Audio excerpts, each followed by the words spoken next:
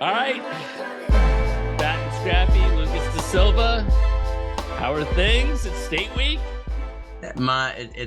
Can we just agree that this is the most exciting week of the high school season and just get it out of the way? This is the most exciting week of the year. It is. I mean, I still go back to state duels being super excited as well, and Yeah. I'm trying to figure out which of the two. But I'm right there with you. This is what everybody's worked extremely hard for a long time, and there's just a few matches in front of you. Get a few wins. Next thing you know, you standing on top of the podium. That's pretty cool. You've done it. I've never done it. Done it a trio of times, and I will say it now. I'm gonna say it probably a couple times throughout this intro and throughout all these videos. There's not feeling like it in high school wrestling. There really isn't. Like getting to stand on top of the podium in the, let's be nice and say, lovely Macon Coliseum. I'll get into my gripes with it eventually throughout these videos, but standing on top of the Macon Coliseum, looking at your parents taking pictures of you, your coaches and everybody. And it's a moment to really appreciate the work you've put in throughout the season and throughout your entire career to get to that point. Each classification, they have about like 50, 60, 70 teams depending. So you got to think of it like this. We started with however many kids in your classification, and in your weight class, we're down to 12. I'm thinking, right. Whichever way it makes sense to the viewers. You guys get what I'm saying? We're down to 12. It's only you and 11 other guys, or girls, fighting for that top spot on the podium, fighting for some jewelry. And I was blessed to do it a couple of times. I'm excited to see. I think the biggest thing about state for me is the storylines, is the kids that, he's a senior and he's a two-time blood rounder and he's got one last run to make the podium, or a guy that maybe he's been a finalist the year before and now he's looking to slay old demons. You get the freshmen who are lighting up the world that want to try to go 4 for 4. And then the team race as well in a couple of these classes is going to be absolutely electric. Yeah. I'm buzzing. I'm hoping I could get to Macon this week. I don't know. We're going to see. It's conference week for the boys. And while I'm not wrestling, I will still have responsibilities. I hope I get to go to Macon because I'd love to see it in person, but I'm buzzing, man. It's Macon. The road to Macon. It is the road to Macon. All right. So just so everybody knows, this is an intro that will go at the beginning of every single one of the videos that we're dropping. But after we finish this intro, we will cut it and actually go to a specific talking in detail about one of the classifications, as well as the girls and that sort of thing. So just if you're really only interested in 1A, or you're only interested in 7A or this or that, we'll get to those in just a second. Okay. But in terms of, Lucas, you said storylines to begin with, just broadly speaking, regardless of what classification, because they'll all be there, right?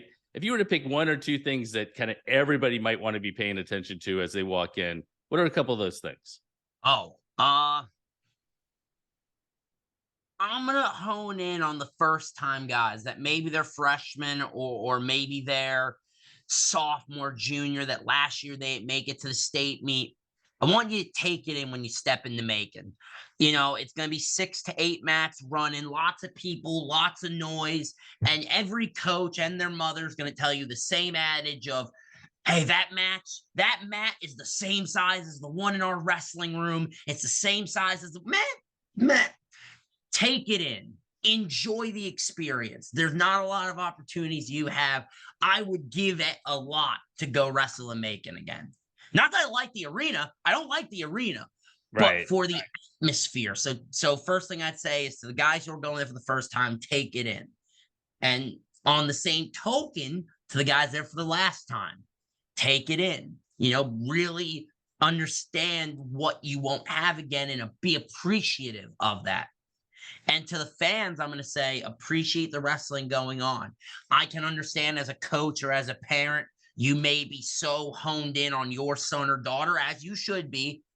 But man, with some of these matches going on in some of these brackets, take some time to watch some good wrestling if you can. Like, take some time. If you're just sitting there waiting on your son to wrestle, don't just be on your phone scrolling through Facebook or Imager or Twitter or Tumblr. Just watch some of the wrestling, enjoy it. It's once in a lifetime to go to make and to do it multiple occasions that I had the blessing to do. It was incredible. So that would be Yeah. my keys. All right. Enjoy it, love it. So I would say, if you're not familiar, as far as another classification goes, the road to a state title for the teams in 7A is going to be a lot of fun. We're going to get to that when we get to 7A. Yeah. But I will tell you that if you want to be paying attention to what's going on in a team race, and all the team races are going to be great, but that team race is going to be special. And then the second thing that I wanted to say was kind of piggybacking off of what you said, in that you talked about the freshmen, the first timers, and the last timers. The other part is that we always have somebody who comes in as a 6 out of a sectional who is not necessarily on anybody's radar, and they may not win it, but they make a run and they end up on the podium. And it's a very special feeling because they started out in a deep hole to get to that point. So I got an even better story for you. My senior year at heavyweight, kid at a Cherokee, I think it was an alternate, gets in on a guy getting injured, and he makes a run to the state finals. And he eventually lost to Fairchild? God. Oh, who? Fairchild? Yes, thank you. I was thinking Fairchild. Yeah. He loses to Fairchild, but he took 9th. And because this is when it was top 8 that went, ladies and gentlemen. This was 16-man brackets. Right. He took 9th at sectionals, 9th, and made a run to the state final. Like, yeah, so the storylines are huge. I mean, that's what we're going to kind of talk about when we get into the brackets, but it's going to be fun. Yeah, you're going to have some Cinderellas where the glass slipper is going to fit for some of them, and they're going to have a story when they're older of, hey, I was the 5 seed at the state tournament. I knocked off a 4, or I knocked off a 6 seed, then I knocked off a 1. I made the way back to the finals, and I was wrestling the guy who beat me at sectionals, and I got the comeback, and I win the state title. There are going to be stories that come from this weekend of that, and to those kids, it's going to be something they remember for the rest of their lives.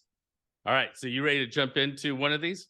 Yes, I am. Which one's it gonna? Just like I did with the rank. Which one's it gonna be? I don't know. They could be watching 5 for all we know.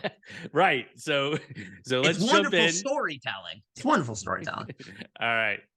I always start with all right. Let's not do that. Okay. No, we are doing 7A in Georgia. I mean, probably if I had a Bruce Buffer voice and was able to pull it off, it's time, the main event of the evening. I could give you one. I might not be able to talk great for the next couple minutes, but I could give you it's time. No, let's have you talk for the next couple minutes. How's that sound? All right. So 7A, let's be honest. We all look forward to Camden, Buford, and duels. And Camden, man, they look great. And I can't wait to see at the end of this who you might pick for the team race. But I'm going to let you kind of collect all your information over the course of this conversation, and then you can give me your 2 cents or $5, as you have a tendency to do. All right, so let's jump to 106. And I mean, Bradley Patterson is already beat DJ Clark, who's the other section champ, at the duels. I would assume he's the favorite coming into the tournament, with Clark being very close. Do you see somebody else that I haven't seen? I'll throw a guy out there just as a kind of dark horse that I wouldn't be surprised to see him on the podium. Jacob Chan out of Brookwood, he's coming in as the 3.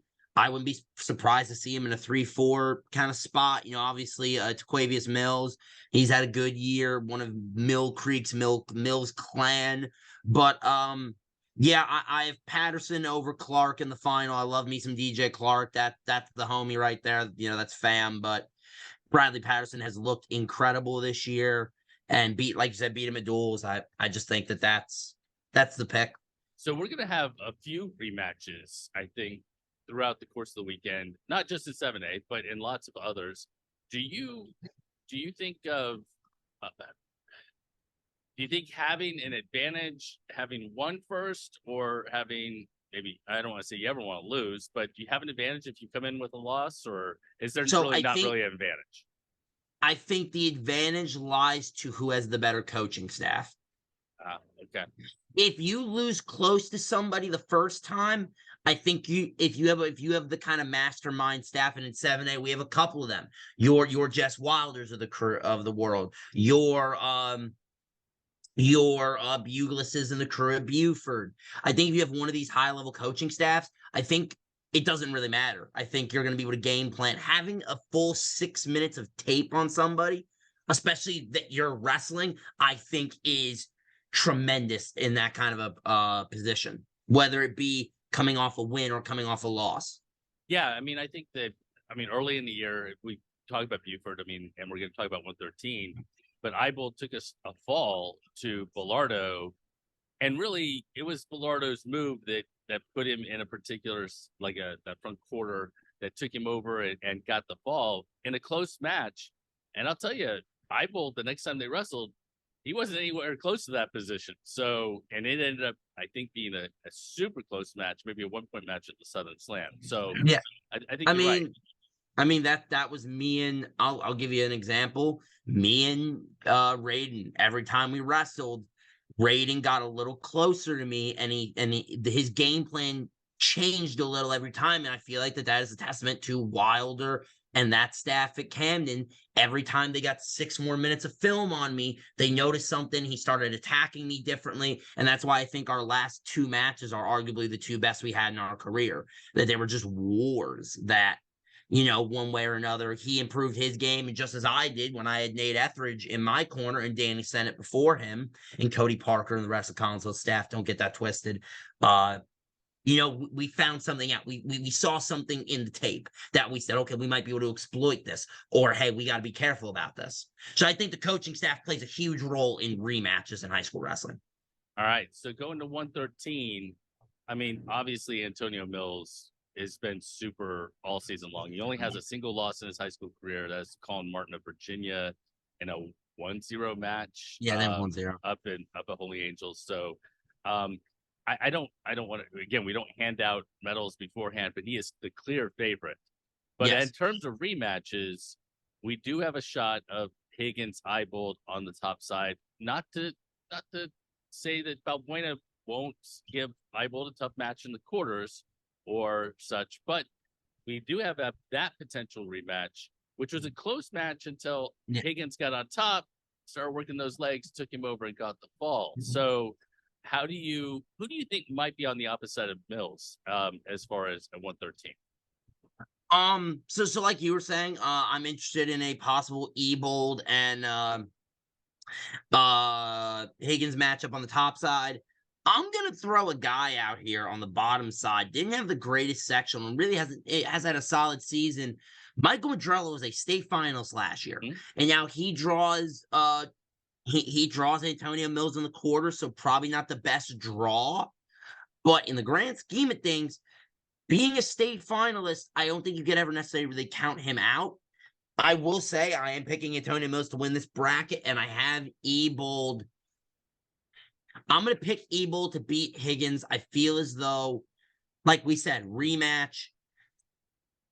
We've seen Ebold change a game plan and successfully implement said new game plan.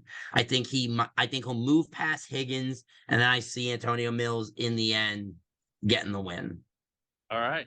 So let's jump to 120, where we had, I don't want to call it chaos, but we've seen no chaos. No. Chaos is the right word.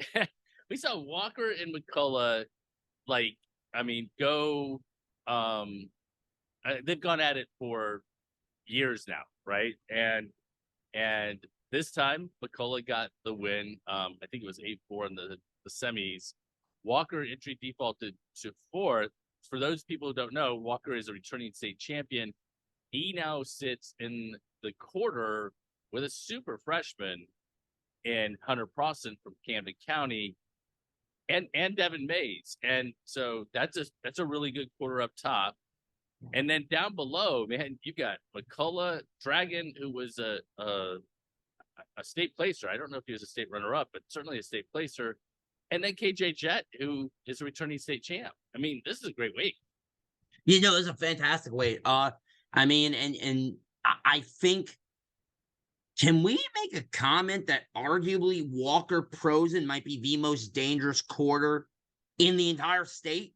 Like, it's really up when we really start looking at some of these brackets. Think of quarterfinal matchups. That's a rough one. Yeah. And I'm gonna make a pick here, and I will admit I'm gonna throw this out ahead of time. I have not put my eyes on Hunter Prosen. I'm gonna throw that out there. I know he's good. Don't misunderstand me here now, Jess. You didn't watch him on duels and on track wrestling or anything? You didn't get to see tape of him? No, like I've seen results, but I haven't put my eyes on him. Okay. I haven't watched him wrestle. I like Reed Walker a lot. I think he has a huge upside. Give me Reed Walker to get to the finals where he will meet KJ Jett, and give me Walker over Jett in the final. Wow. And by the way, shout out. I love me Hunter McCullough. I love Hunter McCullough. And I'm picking KJ for the simple fact I don't like the style matchup for Hunter. And I love KJ too. I've known KJ for years too. Now we're getting to the time where I start knowing a lot of these guys and have known them for years. And I think stylistically, KJ is going to be a problem for Hunter. Well, you know, one of the things that's interesting, and I don't know, I mean, you never want to medically forfeit or whatever, or forfeit a match coming back through. But Walker, I mean, if he had won, he would have gotten McCullough in the quarters. Maybe he feels like he's a better matchup with Prosson. So, although maybe he probably didn't know that at the time because they were probably wrestling the finals and he didn't necessarily know Prosson would beat McCullough.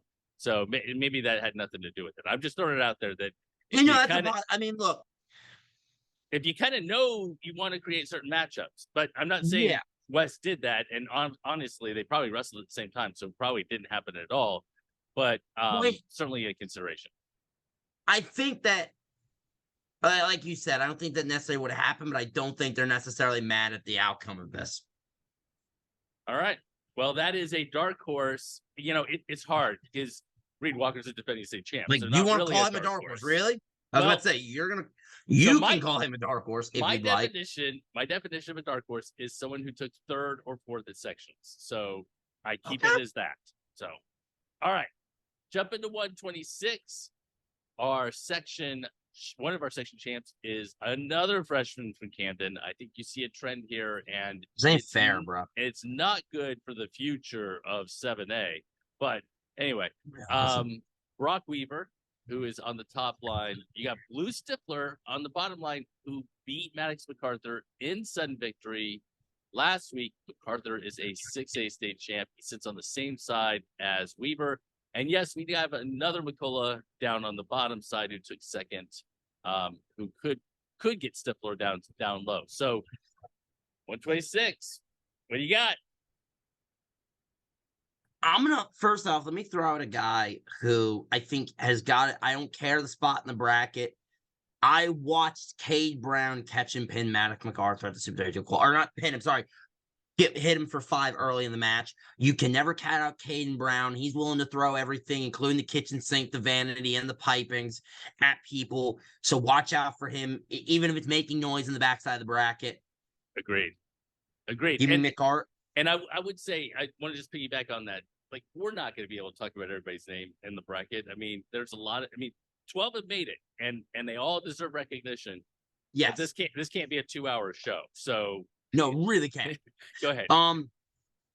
Give me MacArthur over Stifler in the finals. All right. So a redemption from MacArthur over Stifler. Now, I think MacArthur beat Stifler earlier in the year, so it's not He as did. if So that's my thing. Is yeah. they've wrestled real close, and I don't know, man. Maddox has shown me on a lot of different occasions that, gamer, just straight cold blooded killer, like chips down, money line, got to make something happen. I'm willing to ride with Max MacArthur. That's and again, this is where I admit it. This is where it becomes a problem because I know a lot of these kids. Like we're about to go into 132. I know Noah Danforth. I know Tyson McCullough. I know Kieran McCormick. I know Colin Mullins. I know Amante Mills. Hell, I know Ryan Rogers. I know him at a Mountain View. Siegler at a Collins Hill. Shout out to Collins Hill getting a couple state qualifiers. I see you. I know a lot of these cats, so it's tough for me sometimes making these picks because I know somebody's dad's gonna get pissy at me. You know what? They have an opportunity to go out and prove it themselves, and because your words don't really mean jack diddly squat. Hello, Chuck. Yes, I'm getting to 144 in a minute, Chuck. Yes. All right, so 130, 132. So I don't know. Maybe I wasn't paying attention, but I've seen Noah up at 38 for most of the year. I don't know why I didn't think he was not going to come down to 32, but because I had kind of zoned in on Monty Mills, who has looked fantastic at 32 since he's been down there. Is it Danforth Mills? You mentioned a lot of other people in the bracket and a lot of really talented wrestlers. Do you think it's those two? And if it is those two, they both have titles, previous titles to their credit. Who wins? I think looking at a state championship scenario, I do think it is the two of them. Obviously, guys like Santos, Mullins, McCormick, Siegler, McCullough. I'll even throw in a Drew Wentworth at a Lambert. Those guys will be hunting for a podium. But give me Mills over Danforth in the final. All right. In what I think could be a 72-65. If you could watch that match, ladies and gentlemen, I think that's going to be a barn burner. So just in the intro, you talked about storylines, and this is a storyline one. Mills missing weight a year ago, missed the postseason. He would have an opportunity if he had won last year, I think for 4, right? Yep, I believe he would have as well. So kind of a redemption kind of situation. You got Danforth coming down, and then you've got Santos and Mullins, who have both been there before. McCormick has been on the podium before. But really, Mullins, being a senior, and he's come so close, and yet still hasn't claimed that title yet. And I think that these are all the storylines that I think are super interesting to follow. And if you know the kids, you kind of know. And if you look at Mullins, the road he would have, it would be the road less traveled. You'd have to get through a kid. Adam Cox is not a. Mullins should take care of business there, but Adam Cox is not easy off the scale. They're easier off the scales in this bracket. He comes off that, he'd have to wrestle a fresh Santos. Then, should he get past him, you're going to see probably a Monte Mills. Should you get past him, then you're going to run into a buzzsaw that is Noah Danforth. For a guy like Colin Mullins, the story is there. I'm not a Yankee fan, I'm a New York Met fan, but the old reference I love making is when Derek Jeter took his final AB at Yankee Stadium, the commentator said the script is there because it was bottom 9, man on first and second, down by 1. Hey, the script is there. Right. Yeah, I know. It makes it fun, doesn't it? The script is there. Yes. I agree. Look, I don't know if you can pull it off, but it will be I don't fun. know either, but and you know what? It's not just Colin. We've talked about it in other ones. There are lots of seniors who have not been to the top of the podium. This is their last shot. They're close. Are they going to be able to push themselves over the top and onto the top step? All right, 138 pounds. Probably one of the two within the 7A that are kind of a foregone conclusion. We don't hand out medals ahead of time. Maybe 113 as well. But Drew Gorman has been absolutely fantastic. He's ranked nationally. Not to take anything away from Logan Weaver, who's the section champ on the other side, or Glasgow or Wilson. But Gorman is on another level. I mean, Yes, I don't disagree with that, and I have him beating Weaver of North Gwinnett in the final. I'm gonna put a kid out there that is gonna make the podium, okay. and this is a kid for me that I am not gonna lie to anybody here. Chris Garcia and his family have treated me in such a way that in the aftermath of my father, and even before that, as human beings, they're one of my favorite families I've met in the entire state of Georgia in my wrestling career.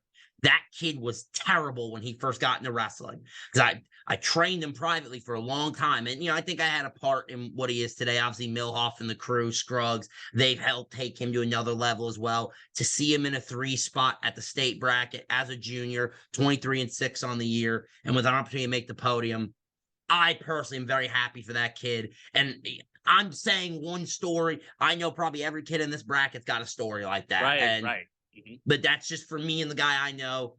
Flowers to Chris. Much love to you and the fam. But like when it comes to making a pick, Gorman over Weaver to me, I think this bracket's pretty chalk in that sense. All right, 144 pounds. I know they've wrestled twice. I don't know that they've wrestled more than twice this season, but Denson and Pope are your section champs. They look like they're on a collision course. Now, let's give a shout out to Banks Bitterman, who beat Pope 2 weeks ago. Pope got that match back last weekend. Gavin Daniels from Camden County is another one to keep an eye on in the bracket. Those are both runners up. But it just feels like we're going to get a trilogy in a season between Denson and Pope. That's kind of where I'm at. Is as a storyteller, I'm like, the storyteller in me wants both of them to get back to the finals and it be another classic because their styles are so good for good wrestling. Like watching them get after it is super fun. Yeah, and then we're And scrambling all over the place. oh my, yes, which for me, very much appreciated. Um, Give me Denson over Pope. All right. Well, I mean, he's beaten him twice before, both That's why in it's tough for me to pick overtime. against him. It's really tough for me to pick against him. Yeah, yeah. Well, it's Gavin's opportunity to knock off that senior and stop him from claiming the title. All right. 150 pounds. Your section champ is Russell Flowers, who's a returning state placer. At the bottom is Emil Necula of Walton, who was also a state placer.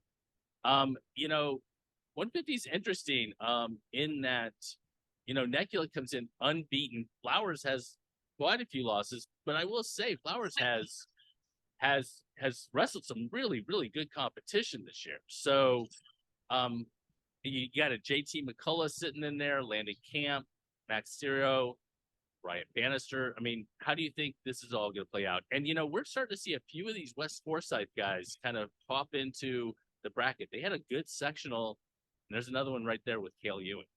Yeah, I mean, I think you walked us right through the bracket in a great way. I'm gonna throw. I see his spot in the bracket isn't great, but you look at Malachi Sanders at a Marietta, 33-4 on the year in his senior campaign. The kid can bang. I don't see him getting past Flowers, but when should he get through to the backside, I think he can make a good little run. To me, this is Necula over Flowers in the finals. That's my prediction. I really like Emil Necula. I think the kid is incredible. Flowers has been a bit up and down this year, so I almost feel like he's on upset alert just because we've seen him be a little shaky. No disrespect to him, but I think on his A game, he's a solid kid. But I think Necula is a different guy. Well, Like Necula is that guy. and to throw it out there, I mean, Flowers didn't win his region, lost, I think, the Bannister, and then he won some really tight matches in this sectionals. He beat Sanders, who he could have in the quarters, 12-8. Yep. Then he won 3-1 in the finals. So, yeah, win close, tight matches. I mean, for us, we love it. I mean, not that I don't love all of it, but we love it, especially a close, tight match that comes to down to the last second. That's a lot of fun. Not that not that somebody putting up a lot of points and somebody else a lot of fun. Awesome. All right, so let's jump to 157, and I mean, we're not gonna beat around the bush. I think it was maybe a little bit of a surprise. It wasn't, it wasn't one of those situations where we had a 1-point match or a sudden victory match. Kate Daltro from West Forsyth, I mean, he beat Tank Weaver like 7-2 in the finals. Weaver had to beat Lobdell from Lambert, and don't get me wrong, good wrestlers, but Weaver is a 2-time state champ, and Weaver had to win 6-5 there. It puts him in an interesting place where he has to have Lobdell on the bottom, potentially in that quarter. Yeah, Then and Jimmy then Mills. He's gonna have his work cut out for him if he's gonna make his way to the finals or and take a title. And then the last thing I want to say is you got a pretty good number 3 in Jackson Ream from Walton. I was about to say Jake Ream has got to get mentioned here from Jake Walton. Ream. Sorry, yeah, no, Jackson. I will say this: Tank Weaver did everything in his power to try to make me not pick him today. He did everything in his power to try to give me every reason to not pick him. However, I've seen Daltro take some losses this year I don't like. Every one of the top 4, and then Ream as well, have something in my head where I'm like, I'm not secure in this pick, no matter who I make. I'm gonna pick Weaver over Daltro in the final, but I wouldn't be surprised if Mills get there. I wouldn't be surprised if Ream gets there. I wouldn't be surprised if Lobdell makes a run. Like, the top 4 to 5 in this bracket, I think, are closer than a lot of people realize. And I think all of them, the right game plan, I'm going to say this. Each one of them, from put my eyes on them, I'm like, if I had the game plan against them, there's something there that I think I would try to exploit. Well, and like we said at the very beginning of this, there were some rematches. So if you got a good coaching staff and they're able to kind of exploit a weakness, this might be your opportunity. Yes, agreed. All right, jumping to 165. It is the other weight that I mentioned previously in terms of, again, not to take anything away from Elijah Castillo or Grayson Santee, who's fantastic in his own right. Zaylen Fletcher from Camden County. I mean, Keenan Hauser. Yeah, Keenan Hauser. You got a lot of really good kids there, but I mean, none are at the same level as Dominic Bambinelli. Last year's freshman state champ. Did he lose last year in the season? I don't know. I'm just wondering if he's undefeated on his first career. Did he win the knockout last year? He didn't win the knockout. Did he? No, he did not win the knockout. He was in the same weight as Henson and Killick and all that. Yes. Okay. Right. He's not unbeaten in his career, but he is unbeaten this year. He won the knockout this year. He was the Super 32, top 6. So let's not continue to talk about Dominic Bambinelli. Let's jump to like maybe some other people in the bracket who we might that top side of the bracket is some madness. Because you got Castillo in there who won his section, and while you can make the case that maybe not the deepest section, perhaps, he is still a section champion. You have Grayson Santee in there. You have a guy in Keenan Hauser who's been in and out of my rankings all year long. Even in that top quarter, Christian Sumo is not one to necessarily be overlooked. I think there's a lot of possibilities coming out of the top side of the bracket. I'm going to take Bambi over Hauser in the finals. Oh, okay. I think Hauser will get past Santee. And when we talk about team score implications, that could be huge. I think it's going to be very huge. All right. So let's jump. Is that foreshadowing? All right. 175 pounds.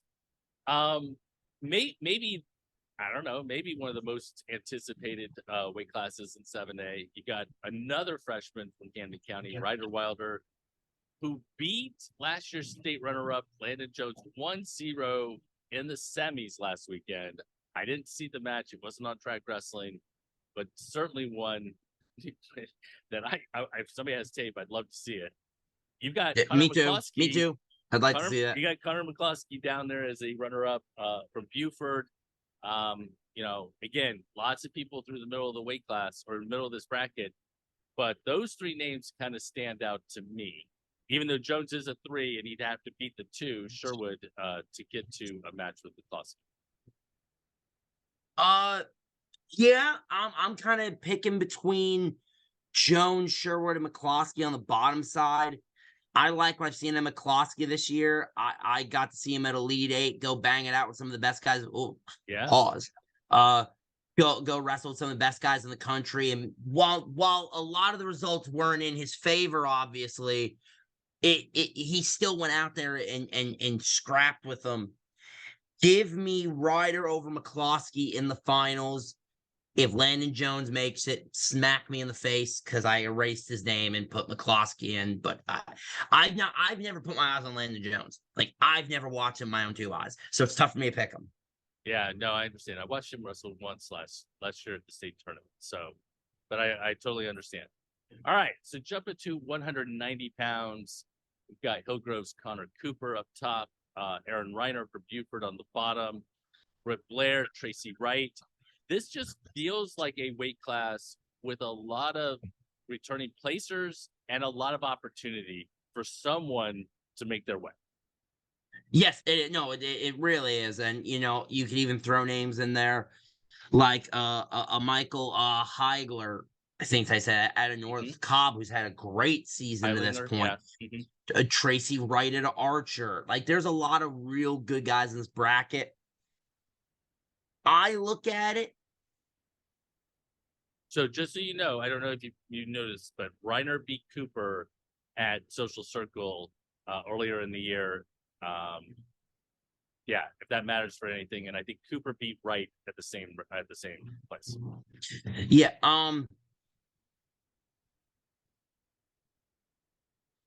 Give me Cooper over Reiner in the final. Okay. All right. That would be 2 Buford guys taking losses right there at the end at 75 and 90. That seems like you're telling us something in the team race, but we'll get to that in a minute.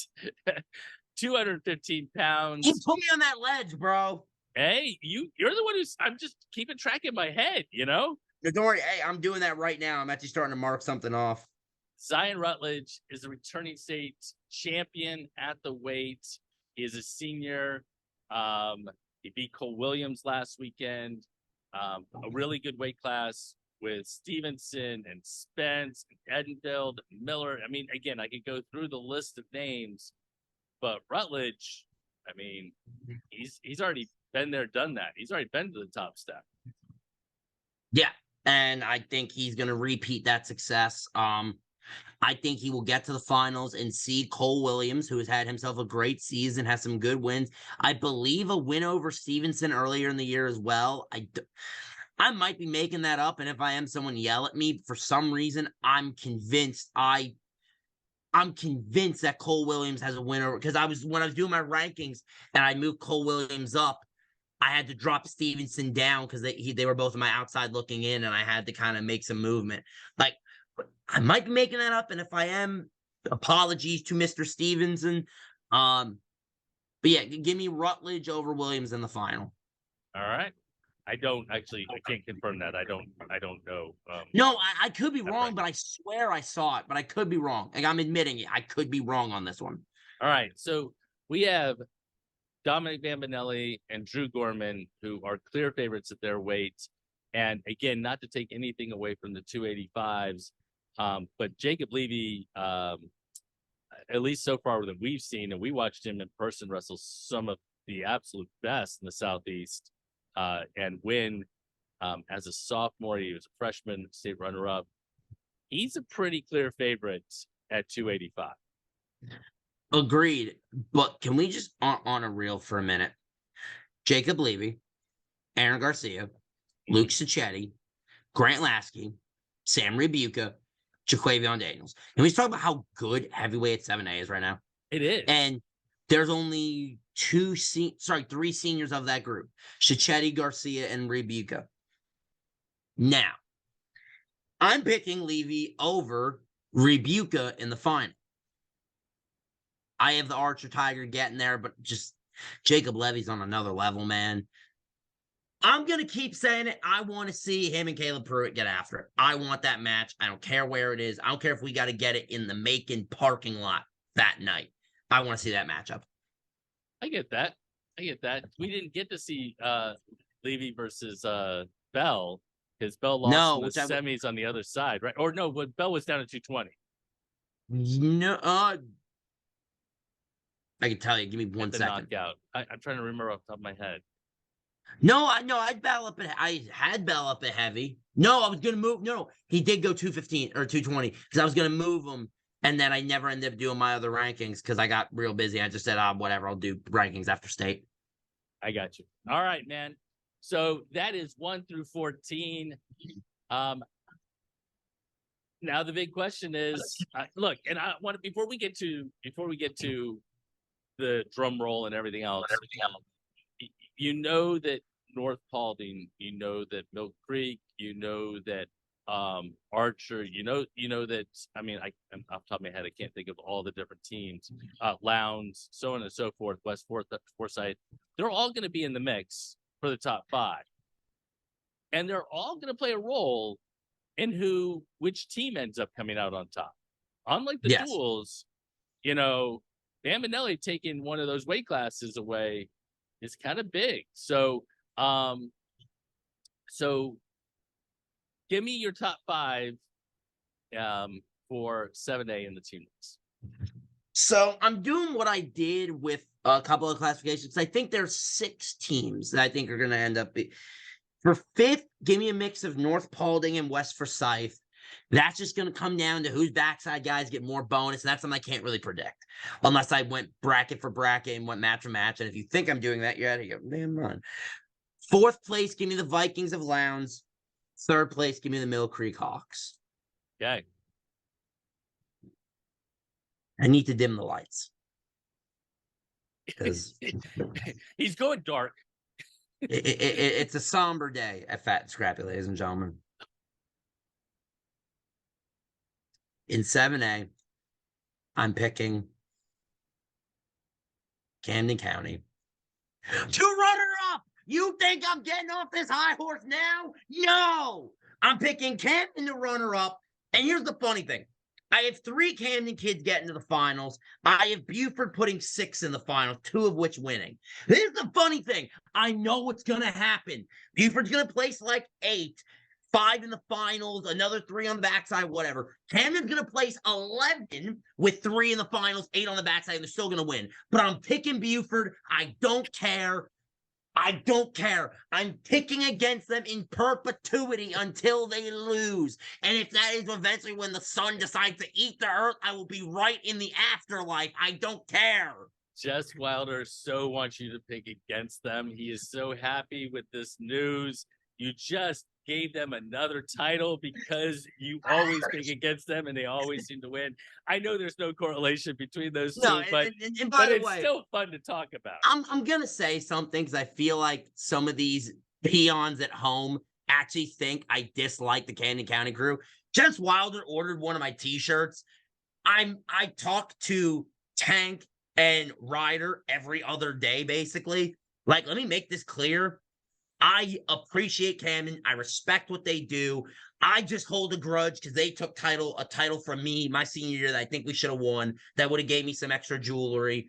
They stole that from me, so I'm picking against them until they lose because then I can feel like, aha, I was right, even if it's when I'm 90 and 1 foot in the grave and the other on a banana peel. Like, I'm picking against them. I don't care. You could provide me any evidence. You could put them in a 1-team class by themselves, and I'm picking the bye. You could put them in GISA, and I'm picking Greenfield.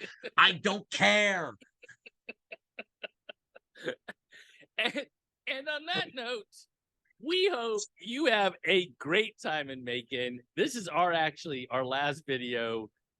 We've done all the others, but if you're watching this in a different order and you're watching 7A first, make sure you check out the other ones because there's a lot of picks through. And I want to finish by saying congratulations to everyone who qualified, right? Yes. Every single one of you deserves a mention.